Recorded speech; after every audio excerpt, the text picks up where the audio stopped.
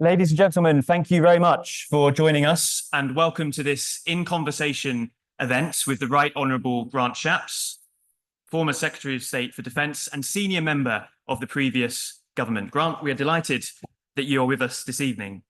This event is being recorded and we are not expecting a fire alarm. So if you hear one go off, it is the real deal. And please proceed calmly to the nearest exits. My name is Ryan Henson and I lead the Coalition for Global Prosperity.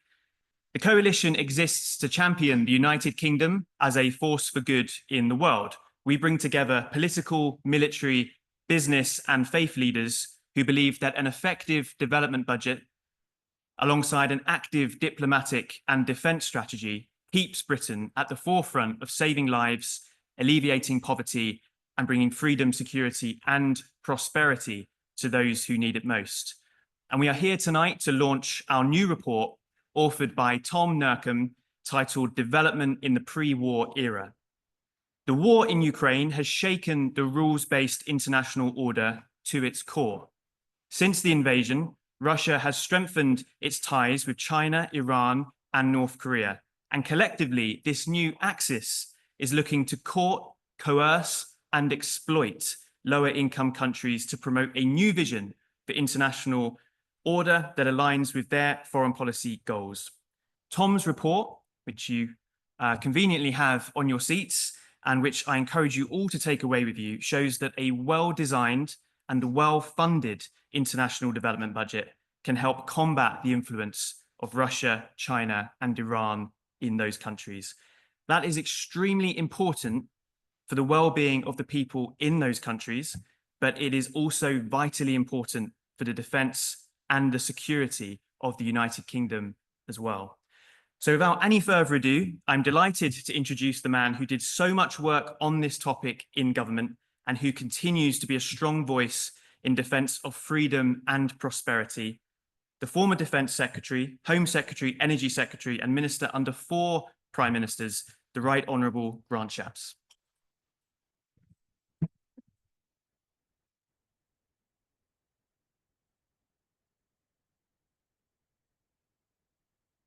Ryan, thank you very much indeed. It's great to be back at Russia and it's great to see you all here this evening. But I'm wondering here if anyone knows why the 28th of January, today's date, is so significant. Because it seems to me it slipped most people by. But today, by chance, is precisely the last legal date at which the general election could have been held. So this could have been all so different. Particularly given the first 7 months of the new government. But that's not what we're here to talk about. We're actually really here, or at least the reason I think I was invited, to talk about a speech I made exactly 12 months ago, just across the road at Lancaster House, where I put forward the proposition that we had moved from a world post-Second World War to a world in which there will inevitably, at some point, of course, be further war. We've seen many. But to describe it in more stark terms, I said that we moved from a post-war to a pre-war era. Now, as a speech that at the time was picked up, and unusually for a politician, was actually discussed in daytime talk shows, in debates, not just by the political class, but beyond. And it is, I think, from that speech that I've ended up earning the invitation to provide the foreword to today's excellent report and actually indeed be here this evening. When I said those words, when I put forward the idea that the world had moved into a far more dangerous period, some people accused me of scaremongering. This is the British Defence Secretary, they said, whose, of course, interest, if not self-interest, then certainly departmental interest, is in raising the stakes and pointing out the dangers, because then surely you convince the Treasury to give you more money, and therefore there's an easy reason to see why I would say something like that. But I can tell you now, and it's much easier to say it 12 months on than at the time, The reason I made those comments, the reason I described a world which looks and feels more dangerous than it has at any time since the end of the Cold War, was because I genuinely believe, from everything that I was seeing come across my desk on a daily basis, and I think, Ryan, it's fair to say, even including the things which are covered by secret and top secret information, that the world had become more dangerous. And if anything since, in the 12 months which have gone by, I feel that the arguments that were being made 12 months ago in Lancaster House are more true today than they were then. You only need to look at that incredible coalition, a very bad coalition, between Russia, between China, between Iran, between North Korea, and now with more and more countries seemingly wanting to join an alternative global vision. You might say that it's based around those particular countries, or you might refer to the wider coalition of the BRICS widening out, with not every country that joins the BRICS, for sure, in the same category as North Korea or Iran, but certainly a different polarization of the world, one which isn't just about whether you are broadly for the East or for the West, as it would have been during the Cold War, or whether you're broadly for Russia and China, but something deeper, something more concerning and disturbing than that is going on here. And I think that you have to reach the inevitable conclusion, as many people did after that speech, from people in the leadership of NATO to Western governments, that we do need to pay attention to what's going on. Because if we don't raise our spending, if we don't raise our defenses, then surely we will pay more in the medium run than having actually paid to do the right thing now. So after that January speech, which was mostly authorized by Number 10, I used it as a platform to convince Rishi Sunak and the Chancellor, Jeremy Hunt, that we should be raising our own defence spending to 2.5% of GDP. And of course, as you all know now, we did that last spring. And in doing so, and it sounds mathematical and perhaps smaller than it really is, because we're at about 2.25 and you go to 2.5, does it really matter? It's over a long period of time. We weren't going to get there to 2030. So what? And the answer to that is it meant a huge amount. The what was literally billions of pounds of available spending very quickly, because that money, knowing that it could be spent in the longer term, gets budgeted in the short term. And so the opposite is also true. When the current government came in and said, yes, we believe in 2.5%, our previous policy, but we're going to remove the timetable to get there, what they did was to ensure that they were not able to spend the money this year. And so what is going on just around the corner here are savage cuts to our defence spending. But defence is only one part of the overall picture about the way that we exist in the world. The reason why this report is about development in the pre-war era is because the way that we influence the world is also about the way that we go out to the world and project Britain's power. Now, sometimes that's by sending the aircraft carriers, but more often it's by going and assisting in our own self-interests other parts of the world. Now, I saw a lot of that, not just as Defence Secretary, where sometimes it was literally our troops on the front line providing that emergency aid, but also in another former role that you didn't mention, which is actually as an aid minister. And in that role, I saw firsthand the good that we do. Now, I was by no means uncritical of the way that we would spend money. Sometimes it appalled me to see the fact that we would be helping and supporting people who were not helping us. On one occasion, I had a weekend box from the development, I was DFID at the time, department, but also the FCO at the time. I served separately as a minister in both. And in one box, it asked me to approve £500 million of expenditure for health and education to Ethiopia. And in the other box, the Foreign Office box, it asked me to call the same ministers in the Ethiopian government to demand and ask that they give us access to Brits that they were illegally under international law denying us access to, and they had in prison. And it cannot be right to separate off your defense, your foreign budget with your development budget like that, because you end up with a nonsense, literally in my case, in the same weekend speaking to the same ministers. In fact, the minister, I think his name is Tedros, in Ethiopia, actually said to me, I don't understand it. You've called me, and on one hand, you're giving us £500 million and saying we're doing really well, and on the other hand, you're telling us off for not allowing you to do something that you think we should do and we don't think we should. So it confuses your friends when you do that, and there are far wiser ways to spend money. I think the report is timely for one final reason. We've just seen that President Trump has effectively suspended all of US aid. That, in my view, is a very short-sighted approach by the US administration. Look, I completely agree that it needs massive reform. I talked about the waste just a moment ago. But I don't think that withdrawing from the world is the way to get to the priorities that we all want to see.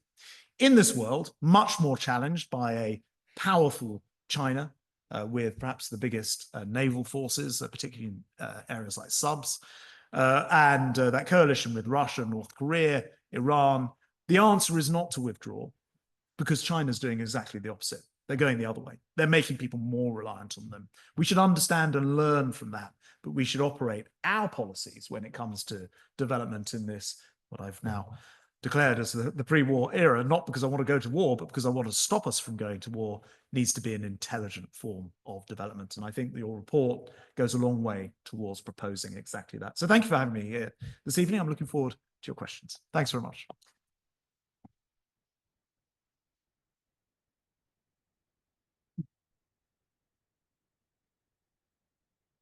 I thought I'd start with a nice, easy question.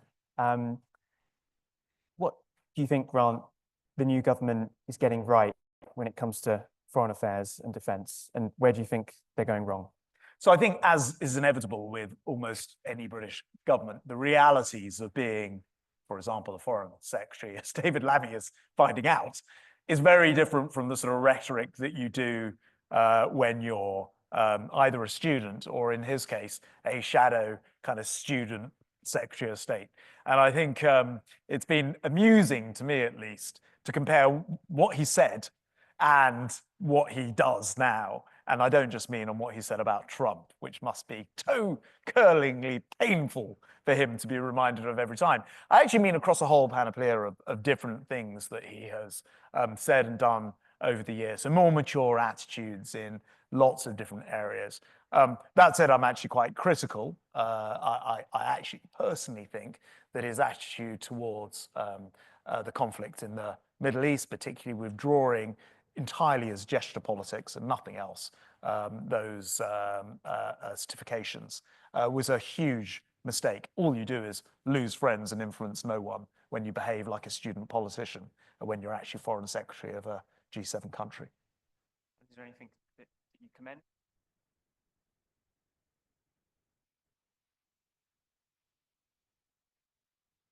If they'd stuck to the types of things that he was saying in opposition. But I think, I mean, I think that's probably as far as I can go. You know, you look at the the relationship that he's now having to forge with his US counterpart.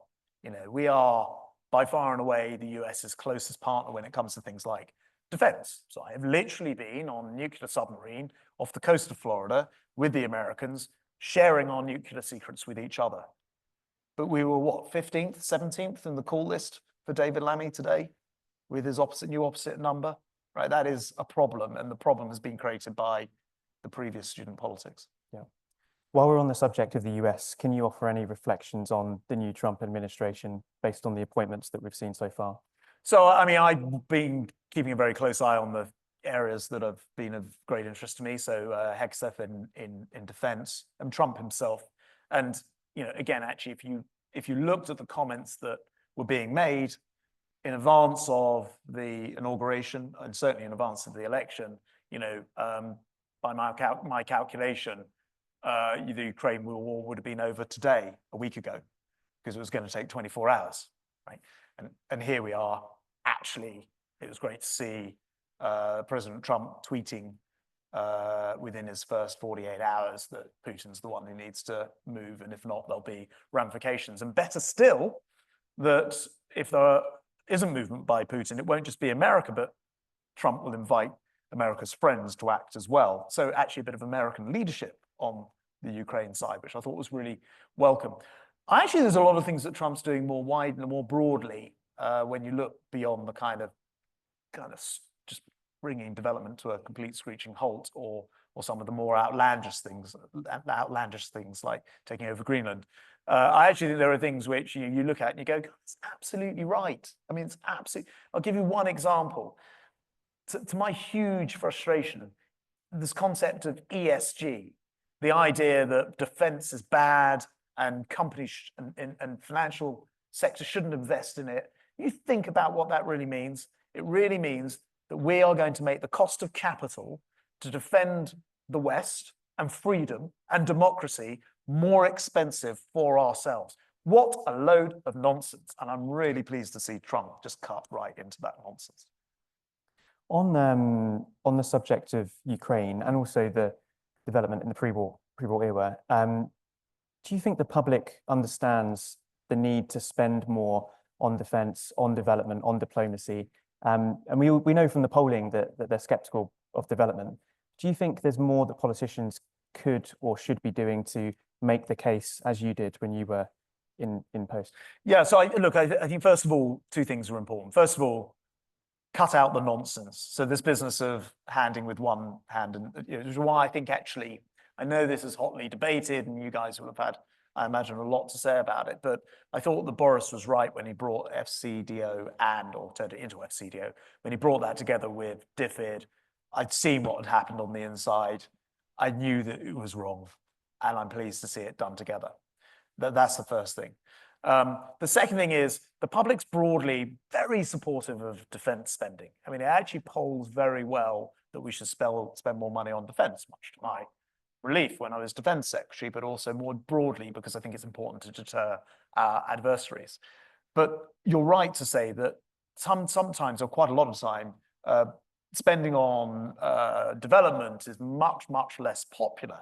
But there are popular elements to it. So it's always very, very popular to spend on the emergency care. There's a big earthquake somewhere, or a tornado, or a disease. The British people really approved of the immediacy of the spending. What this report argues for, and I think it's one of the reasons why it's so important, is the way that you administer public administration, governance, and those things also hugely matter.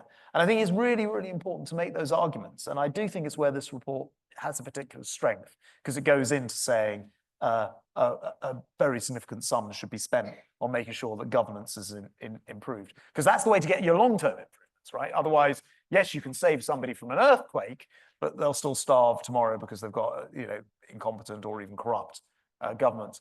I also think, just as a reflection, I've been in the Foreign Office, in international development, and in defence, that because defence is so broadly popular, it would make more sense to give more money to the MOD and use more of that money to do development type work. And the MOD does a lot of that work anyway. But actually, it would have made sense. It makes sense to spend more money through what is already a popular mechanism, not least because, in anyone here who has a military background, you'll know this, the military has such an efficient way of distributing and of getting stuff done, as I found out in a completely different context. Does anyone remember the lorries being stuffed during COVID on the border, and the whole of Kent was just completely jammed? Nothing could be coming and going. I was transport secretary, and I went to every department, who's going to fix this for me? Where were the levers of government to pull? I was absolutely going crazy. And eventually I actually called in the army, and 24 hours later, the thing was on its way to being solved. They have a way of fixing things, and we could learn from that experience in development and the way that we do development. The report talks a lot about Russia, China, Iran. And I'd love to get your reflections on their role in lower income countries. And the reason I mention it, just as we touch on Ukraine, is I was struck when the United Nations, I can't remember the logistics, whether it was a motion or a debate, but when sort of motion to condemn Russia shortly after the invasion came up, 17 African countries abstained. So that's about 30%. Yeah. And I remember at the time, lots of surprise among Western observers. But can you comment on what those countries I mentioned are doing in places like Africa and what it means for the UK as well? Yeah, I mean, they're buying Africa. It is that simple. They're indebting Africa. It is that simple.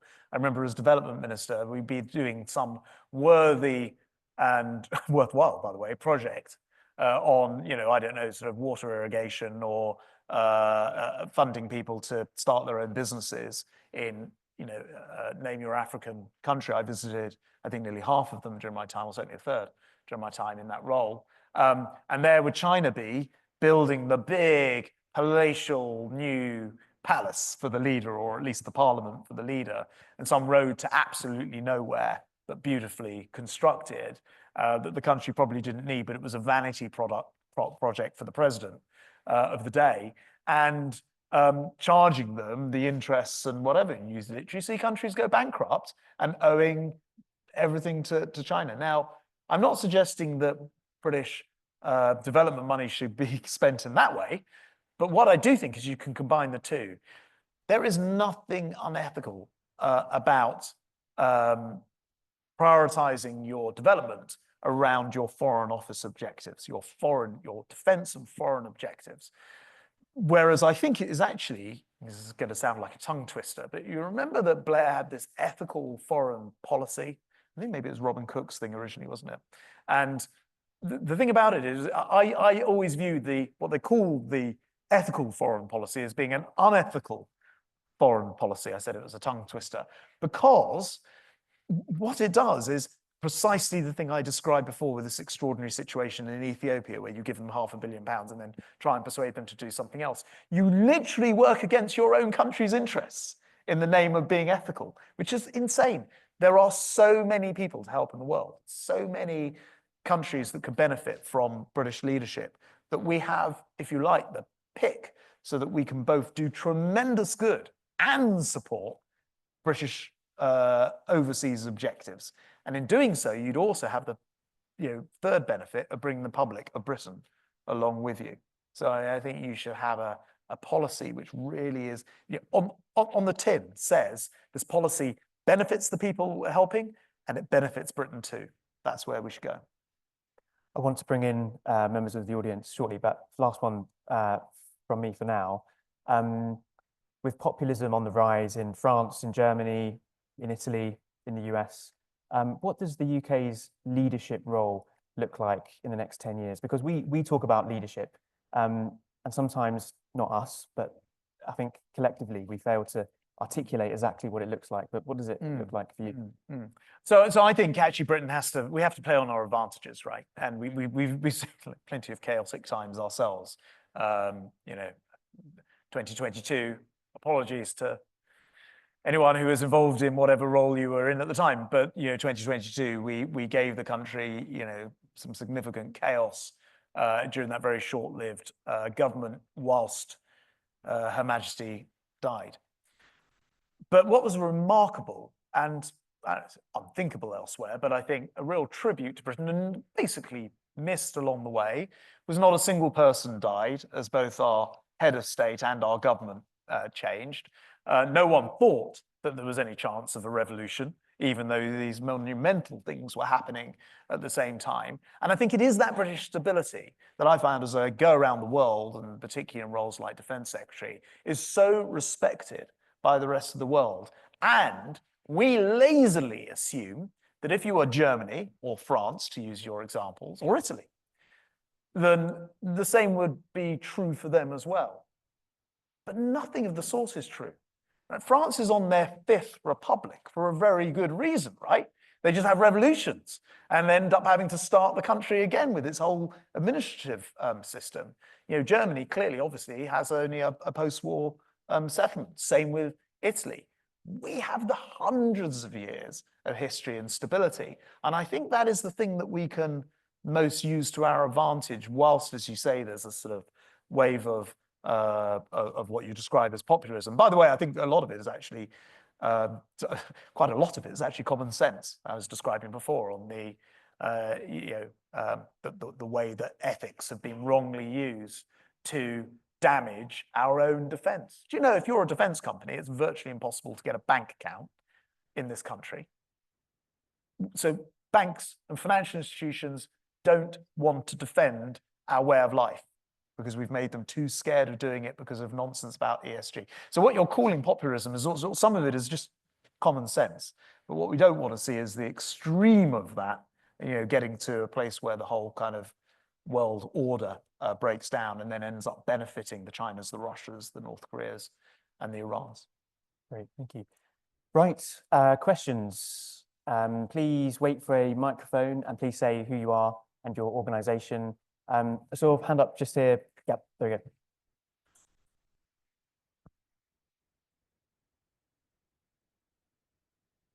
Hi, my name is Lydia Painter and I'm the UK Advocacy Campaigns Manager at Malaria No More UK.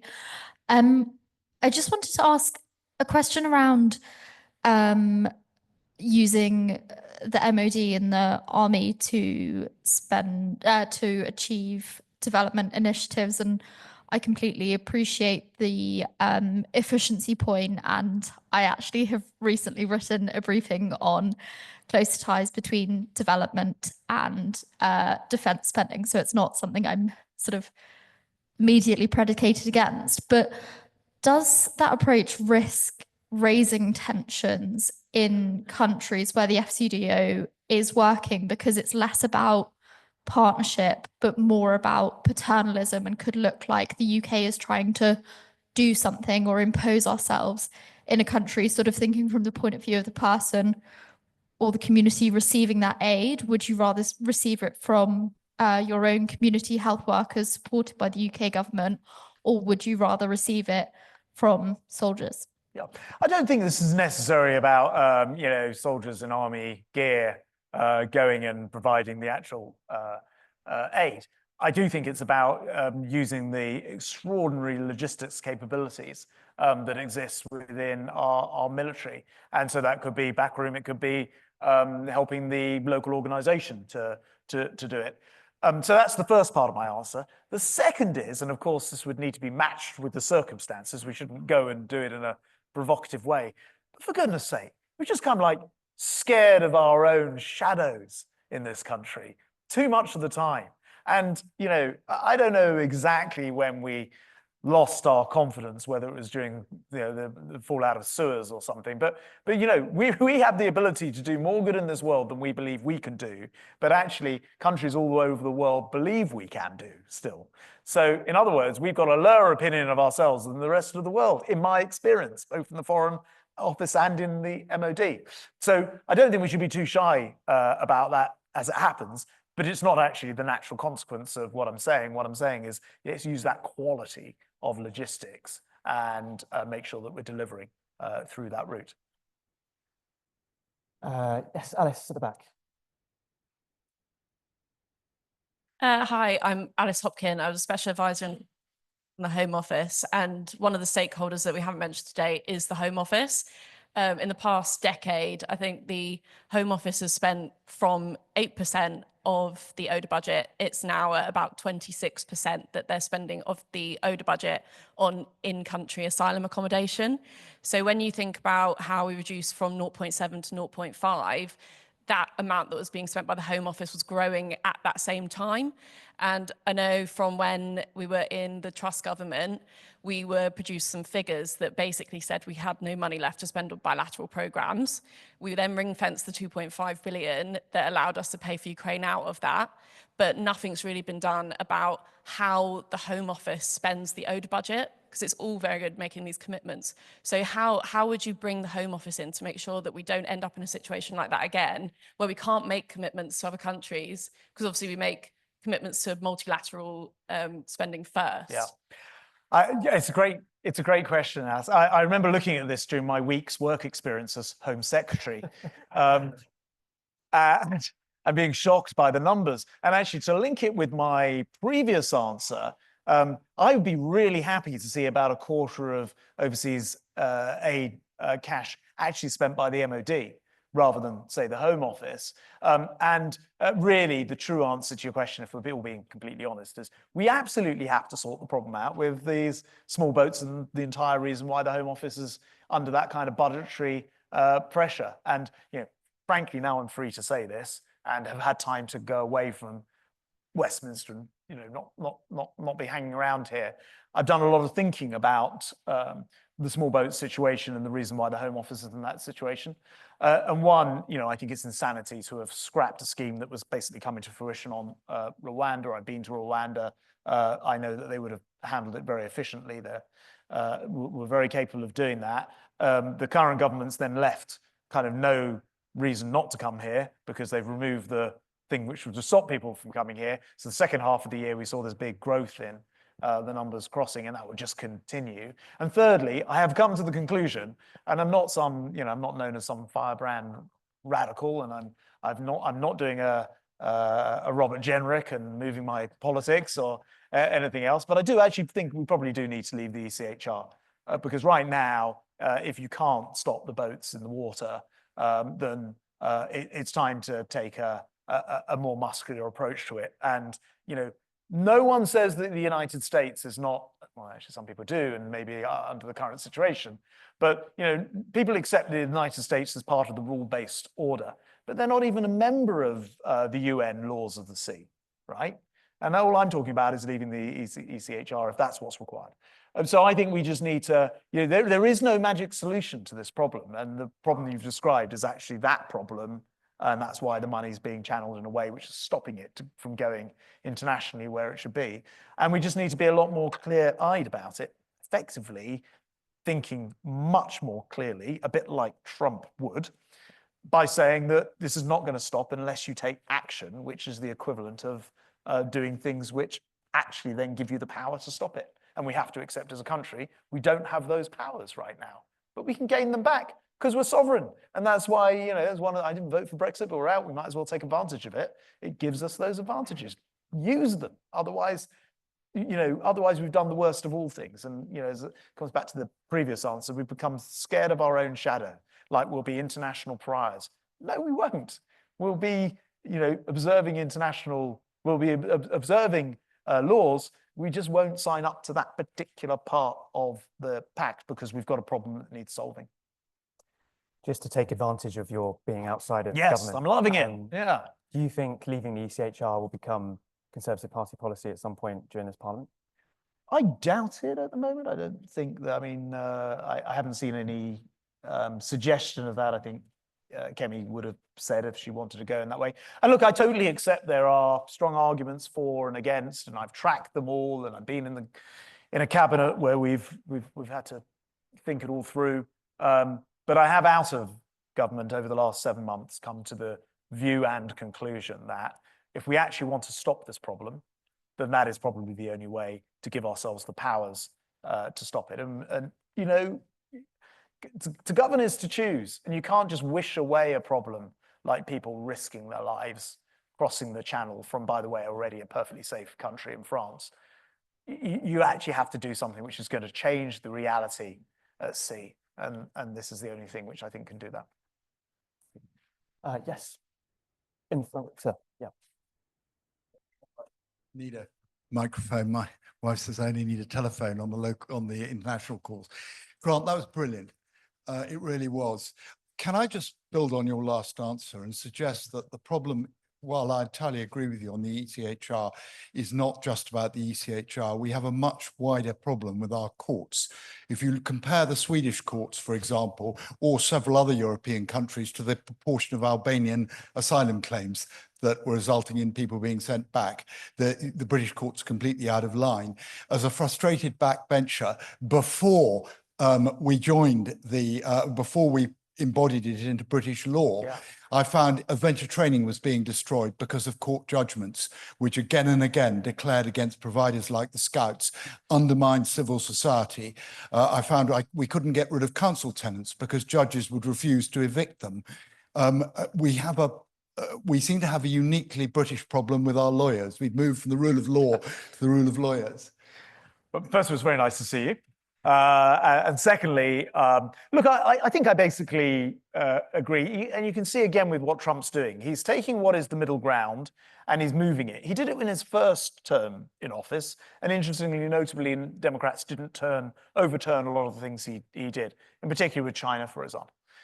So, sometimes the political center ground moves. And I don't really know why we've ended up in a position where we seem to think that it would be impossible to change where that center ground is when it comes to the judiciary, to things like the ECHR. And I just don't, I think I've got a reputation as a pretty, middle ground, a politician, right? I don't think people don't think I'm kind of off the scale. And I think if people like me are saying, actually, it's time to actually sort this out, and I haven't got a reason for saying it now because I'm not, in Parliament.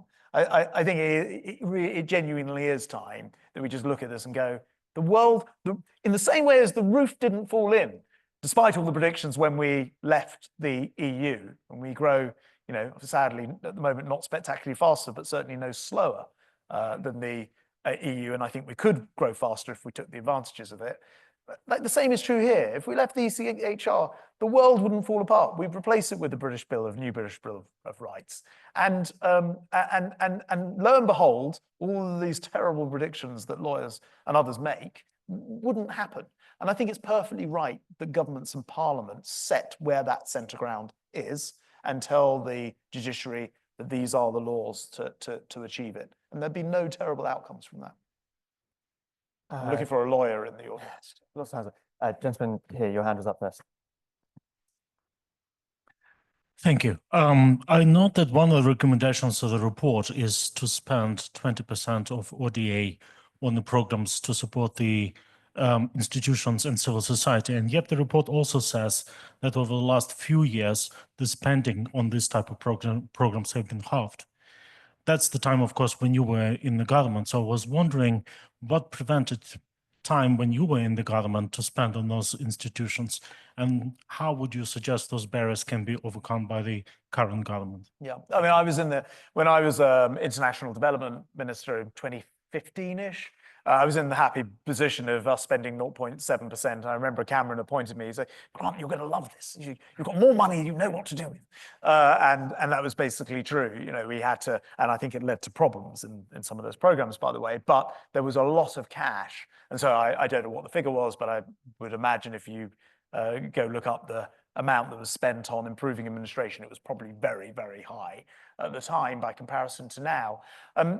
I'd go back, the reason I think it's important that this report's got this bang on is you can either spend on the short term, it's like the old saying, you can teach someone you can give someone their dinner and hand them a fish, or you can give them a fishing rod and teach them to fish, and they'll be able to feed themselves forever. I think I've pretty mangled that, but you know what I mean. And it's the same here. You can do as much rescuing as you like, and we should, and it's popular to do as well. But if you really want to save lives and transform societies and build for the next generation and the one after, then you teach how to, you provide the tools to provide greater, better administration at higher quality and get stuff done for your population. So some of the best, it's a very, I don't know if anyone's read Blair's book, it's just came out, called On Leadership, which is well worth a read. And he's spent a lot of time with countries building things like the office of the Prime Minister, the office of the President, the delivery unit. And actually, I think he's got this absolutely right. You want to spend your time and money building the foundations so that the foundations are firm and you can then help the next generation. And more of that is just money well spent. Great. Let's take two at a time. Gentleman at the back behind you, Ellie, and then Gulai, just Latika in the front row. Hi, pleasure to meet you. My name is Mikola. I work for the Henry Jackson Society, Foreign Affairs think tank. The question is related actually to the disinformation. So it seems that the report didn't really highlight the issue of disinformation that is rising nowadays. We see that actually the social discourse and the public is actually suffering from it a lot. I'm a fellow Ukrainian myself, so I've been under the Russian disinformation for really an extensive time. And then the second question, so if you could basically point out what could be done to tackle the Russian disinformation and Iranian proxies in that regard. And then the second question is related to, is it possible to replicate the experience how it was done in Ukraine, essentially with the Dragonfly system, the laser system that was basically implemented and then improved in Ukraine, but with other, developing countries, because they also have conflicts, and especially in Africa. Thank you very much. And then Latika. Hi, Latika Burke, a writer at large for The Nightly Australia. I want to zoom you back out, if that's okay.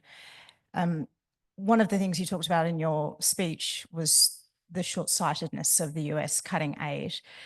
And I wonder, going to the themes of this report, what you make of the Trump administration's threats of tariffs and actually impositions of tariffs on friendly countries, on neighbours, basically on everyone, good or bad.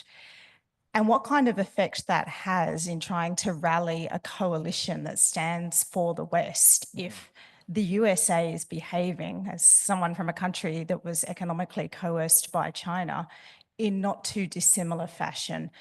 What role does that leave for Britain? Do you actually have to think about tacking off from the USA there and setting your own path and with some other powers?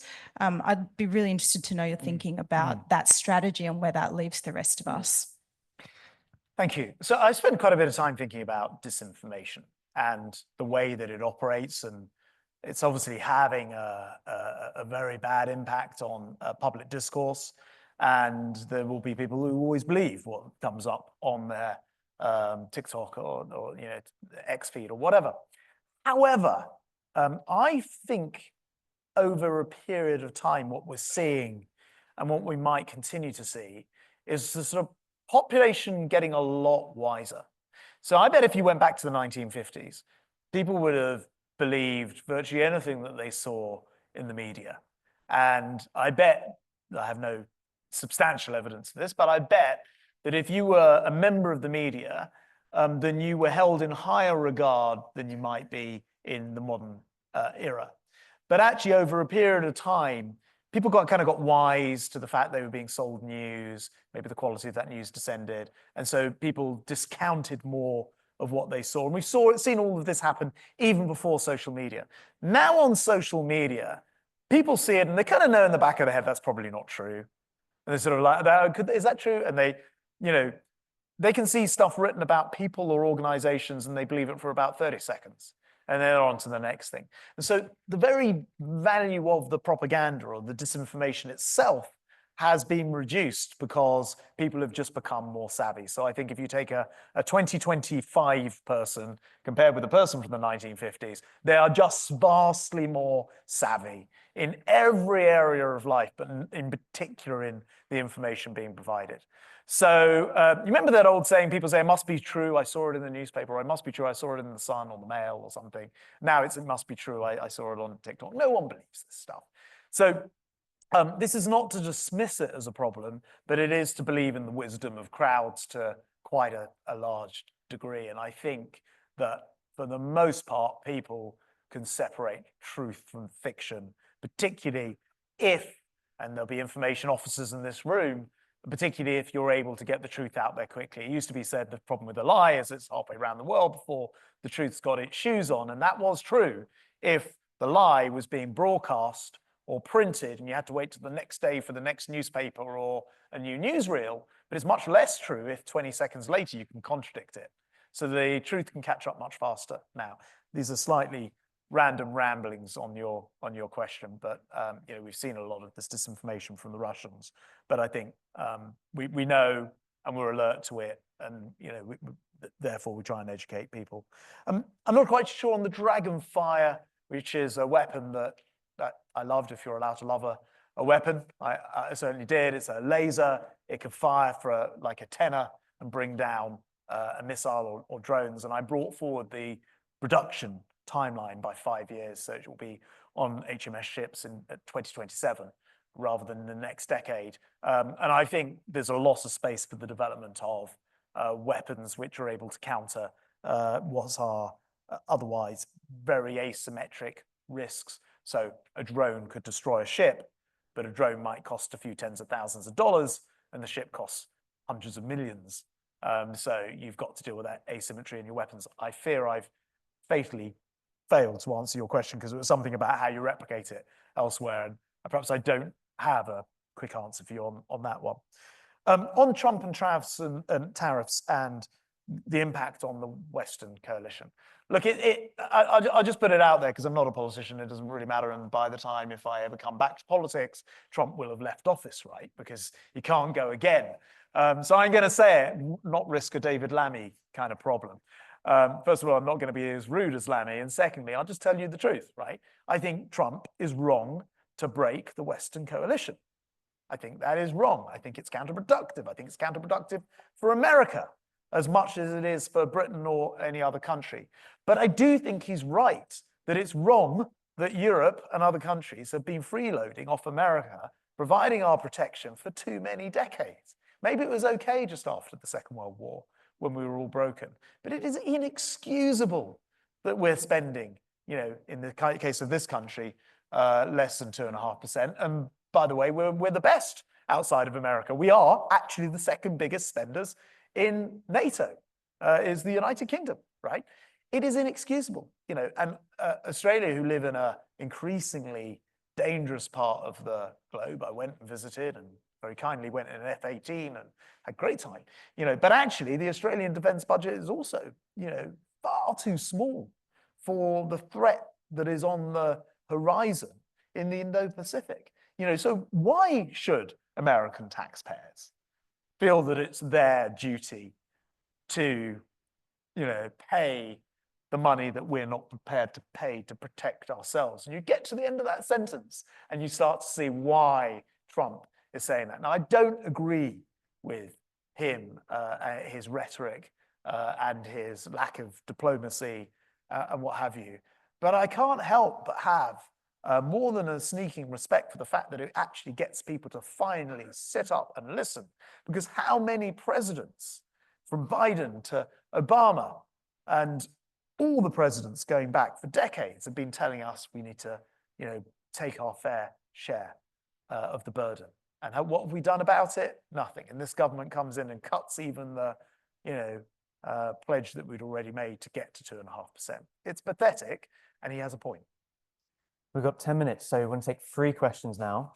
We'll go to Amy, Rushi, and gentleman here.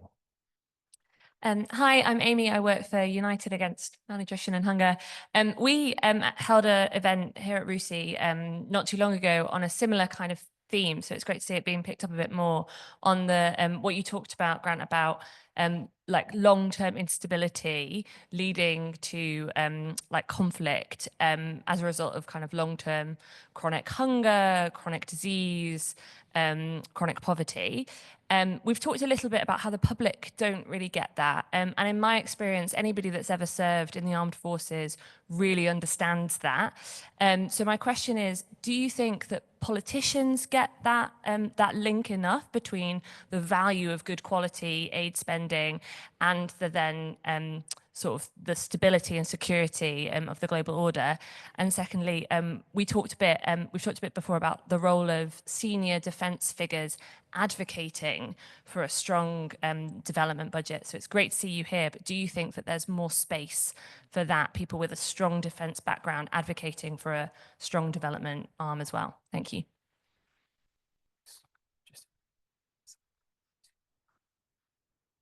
Hi there, my name is Rushi Milnes. I'm on the advisory board for CIFID and I'm also a computer science teacher. I wanted to ask you really quite a simple question, but has a complicated answer if there is one.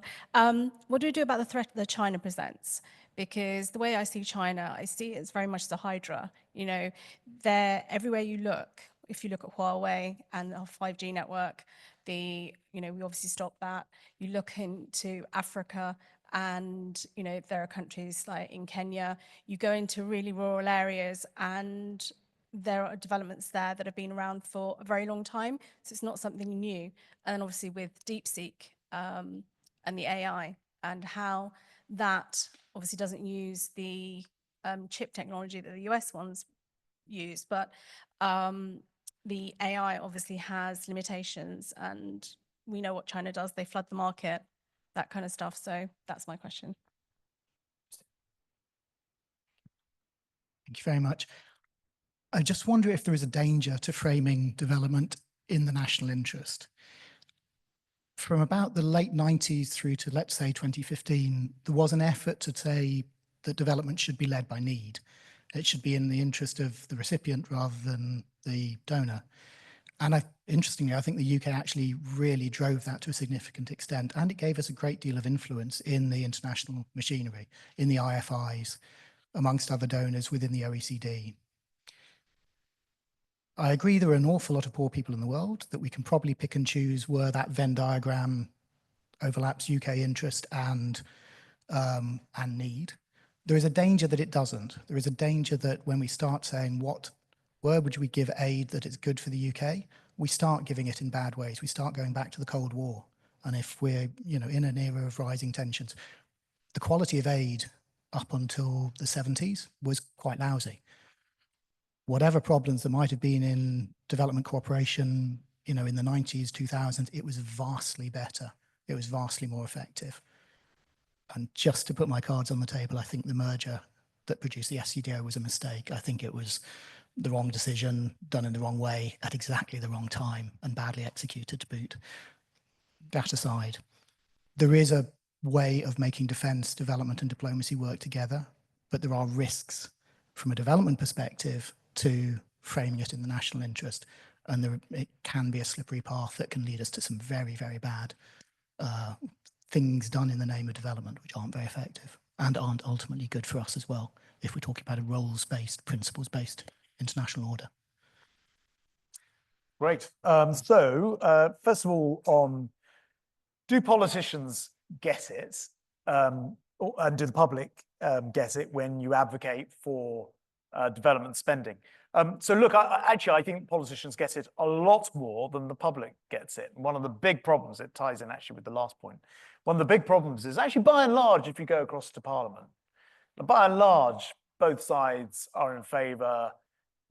MPs have probably travelled more than the average of the population.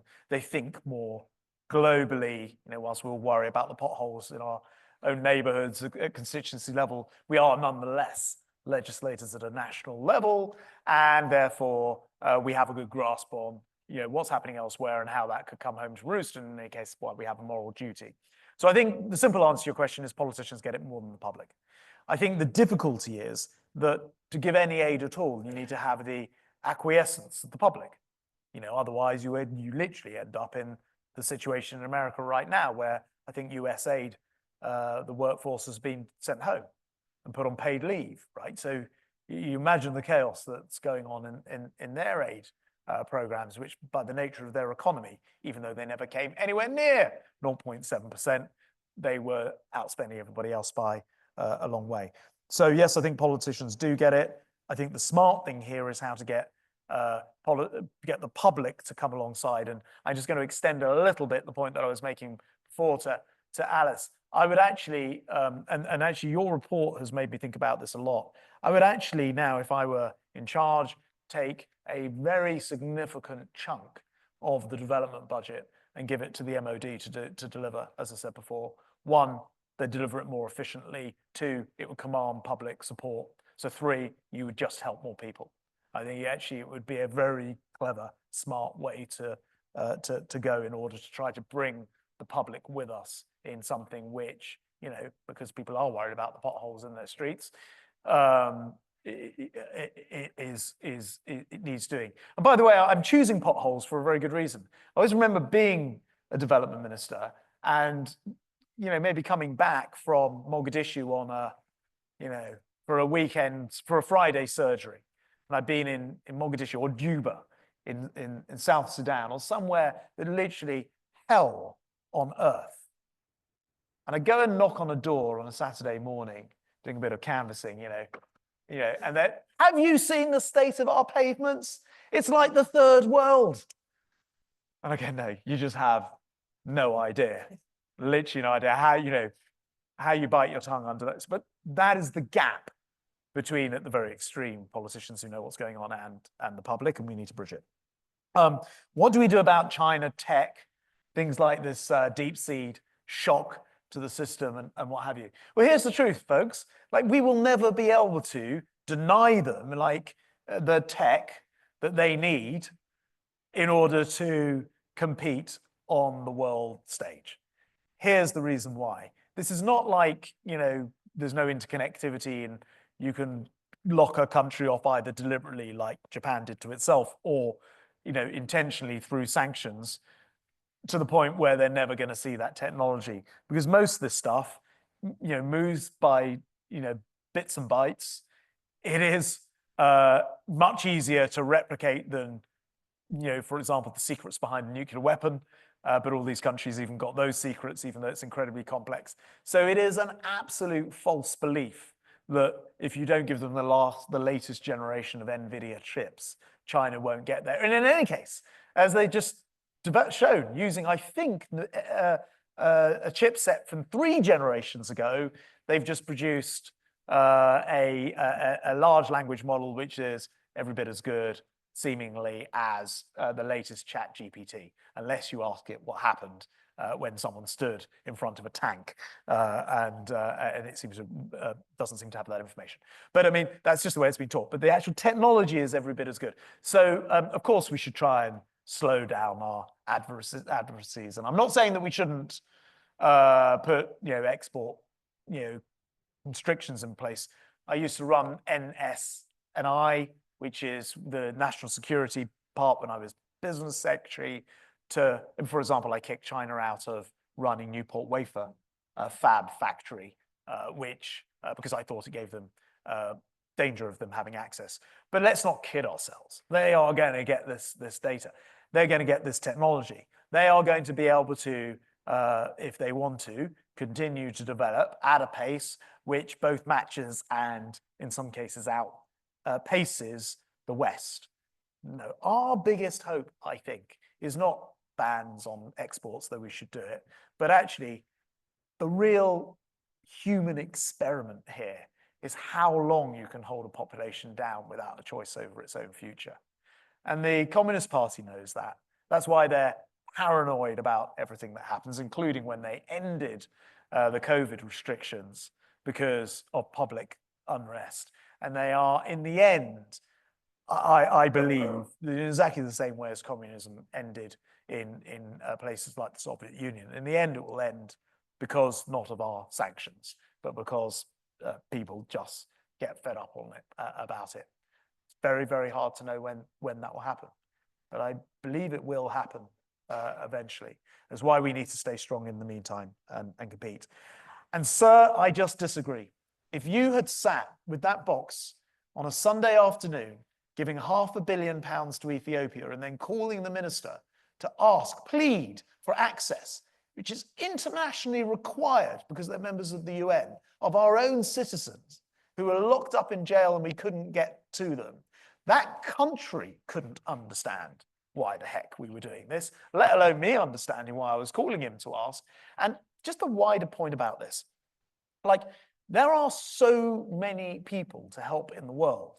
And if every life is worth the same, which I believe it is, then it doesn't really matter in this sense, crudely, whether you're helping a life in Ethiopia or in Mozambique, right? So if you can take the money and spend it, we shouldn't get caught up on this. And again, in this excellent Blair book, you know, it wasn't not on my side, right? So it's not one of my own sort of thing. But in this excellent Blair book, he says the one of the things he really regrets in opposition was being strong-armed into agreeing to a policy of what became the ethical foreign policy. He said it did more damage to Britain's standing in the world than almost anything else that he'd done.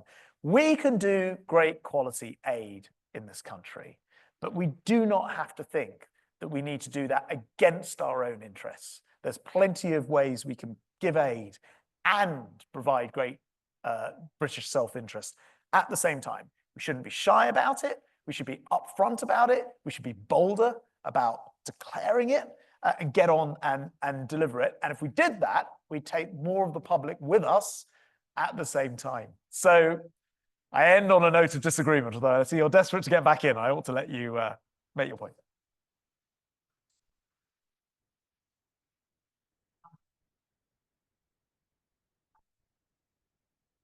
Very, very determined. So I'm not sure.